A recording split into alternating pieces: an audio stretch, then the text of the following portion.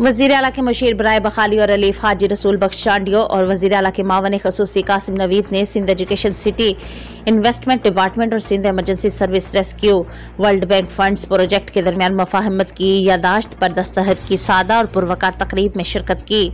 Secretary relief Mohammad Ali Khoso, Ghulam Asghar Kanasiro, project director SFERP Abrar Shaikh, project director Sindh education city Zahra Shah, project coordinator SRP Aslam Lagari, deputy project director SFERP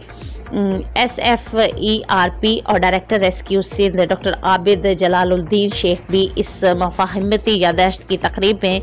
शामिल थे। इस तनाजुर में rescue को 25 एकड़ अराजी लौट की गई। दोनों अदारों ने सूबा सिंध की ज़रूरत को पूरा करने के लिए रेस्क्यू सैटेलाइट स्टेशन और आर्ट रेस्क्यू अकेडमी को स्टेट ऑफ द आर्ट तैयार करने पर इत्तफाक किया है।